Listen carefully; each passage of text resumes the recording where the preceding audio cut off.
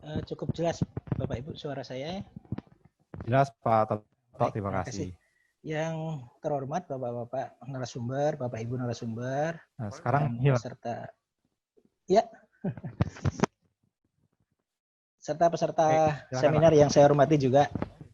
Baik, mengingat keterbatasan waktu, saya coba menyampaikan beberapa poin penting yang menurut saya perlu jadi bahan diskusi lebih mendalam. Yang pertama bahwa fraud itu merupakan fenomena gunung es. Kalau tadi kita bicara 1%, 6% itu adalah kasus-kasus fraud yang bisa diungkap.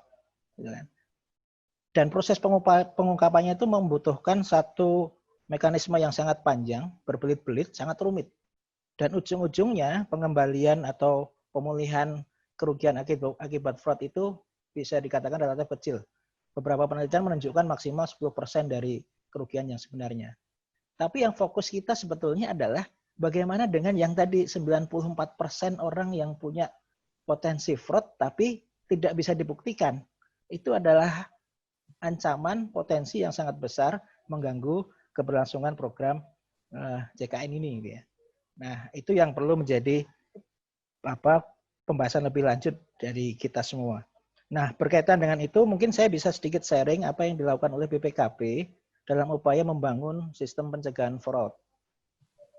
Kami mencoba mengidentifikasikan setidaknya ada 3 hal yang saling berhubungan, yang itu harus dipandang sebagai satu kesatuan dan kemudian dicarikan solusi dalam rangka pencegahan fraud maupun penanganannya.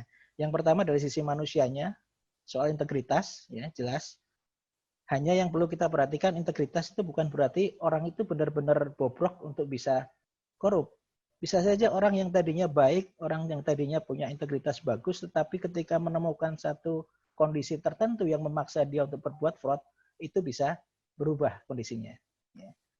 Yang kedua, dari aspek budaya, ada beberapa kondisi yang dimanfaatkan oleh para pelaku fraud dengan memanfaatkan atau menafsirkan ulang budaya yang biasa diterima di masyarakat kita.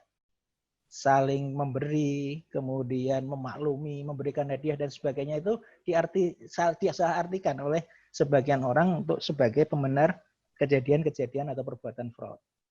Itu juga perlu kita lakukan budaya engineering lah, kita ubah lagi pemahaman mengenai budaya itu. Yang ketiga dari sisi sistemnya.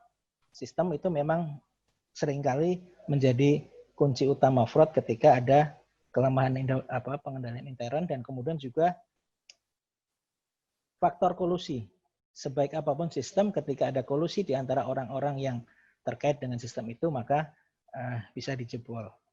Nah, dari aspek ada 2 hal yang perlu kita lihat, hubungan antara aspek manusia dan budaya.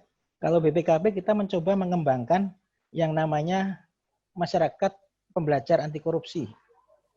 Itu mungkin nanti bisa diimplementasikan ketika kita punya tim anti fraud tadi yang disampaikan untuk CKN, kemudian membangun satu komunitas dengan pihak-pihak yang peduli akan fraud.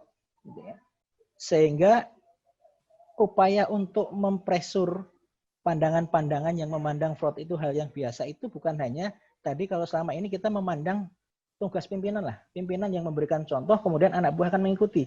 Ini coba kita seimbangkan. Kita cari pimpinan yang bagus, yang punya kepedulian terhadap fraud, tapi kita juga bangun kompak tadi, kelompok masyarakat pembelajaran anti korupsi. Ya. Yang dia akan mensupport pimpinan dengan ide-ide yang mendukung pemberantasan fraud. Nah, kompak itu bukan hanya bersifat sesaat. Dia terus melakukan pembelajaran, mengidentifikasi kejadian-kejadian fraud, pola-pola fraud yang terbaru, yang kemudian terus akan dimutakhirkan menjadi sebuah pemahaman baru. Oh, ternyata yang dulu mungkin tidak dipandang sebagai kejadian fraud, ternyata ke depan itu bisa menjadi potensi fraud. Nah, itulah yang nanti akan membangun suatu budaya. Budaya itu yang akan dikembangkan menjadi budaya organisasi anti korupsi.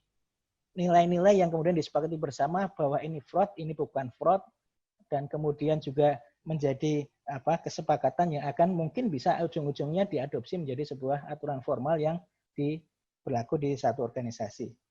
Itu bagian penting. Nah, kemudian yang kedua, kita juga perlu intervensi antar hubungan antara aspek manusia dan sistem. Ya.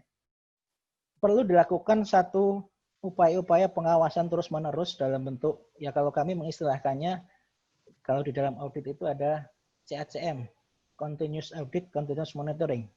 Jadi selalu dilakukan monitoring, pengawasan terhadap seluruh aktivitas secara berkala. Dan ini akan sangat terbantu dengan apa yang tadi disampaikan oleh Prof, penggunaan IT. Ya. Kita bisa menggunakan, kita bisa mencatat, kita bisa mengetahui seluruh histori kejadian fraud sebelumnya, kita bisa mengidentifikasi pola-pola yang kelihatan, yang kemudian nanti akan kita kembangkan menjadi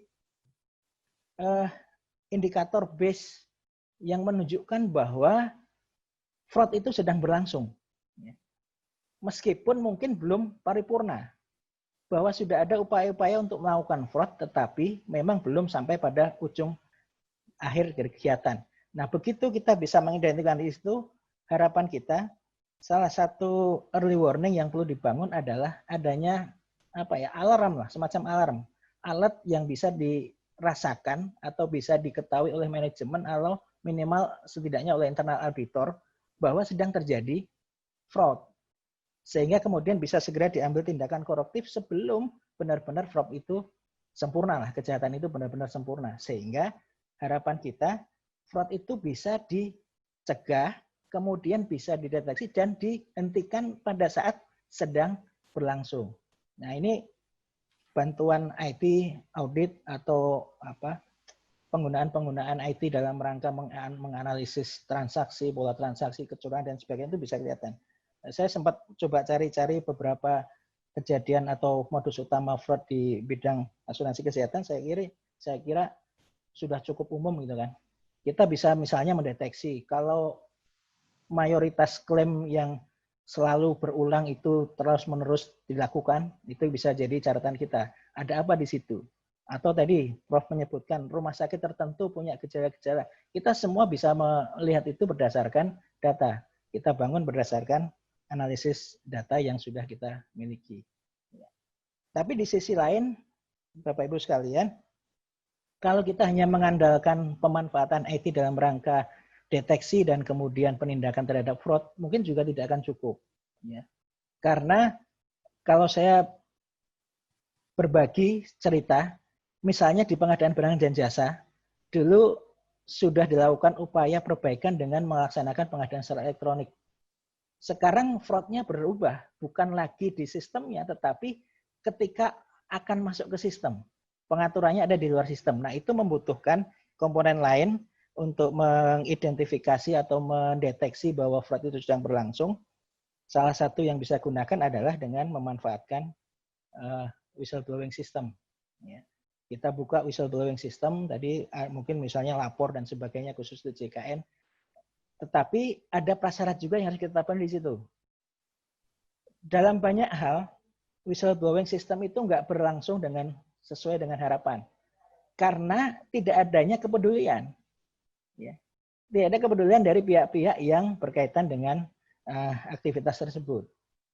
Baik dari kalau kita bicara JKN, dari penerima klaim, dari rumah sakit, ataupun dari pihak BPJS dan sebagainya. Kalau tidak ada kepedulian, ya nggak akan bermanfaat sistem itu. Ya. Maka tadi kembali ke upaya pendekatan atau mengintervensi manusia dan budaya dengan membangun kesadaran mengenai fraud, memahami mengenai jenis-jenis fraud, kejadian fraud, itu akan membantu efektifnya pemberdayaan whistleblowing system. Nah, Bapak Ibu sekalian, mungkin yang terakhir, dengan pendekatan yang ya mungkin tidak semuanya saya sampaikan, tapi itu sudah mendekati upaya yang komprehensif. Kita bergerak mulai dari intervensi terhadap manusianya, terhadap budaya organisasi yang anti fraud, kemudian juga bagaimana memperkuat sistem, sekaligus menambahkan satu informasi awal, early warning system. Kami menyebutnya fraud early warning system, ya, yang langsung bisa membangunkan kesadaran manajemen maupun pihak auditor internal bahwa fraud sedang berlangsung meskipun belum terbukti, belum bisa dibuktikan, tapi sudah ada gejala itu, maka insya Allah permasalahan fraud itu bisa ditangani dengan baik. Barangkali sebagai pengantar itu nanti kita bisa lanjutkan dengan diskusi. Terima kasih moderator. Assalamualaikum warahmatullahi wabarakatuh.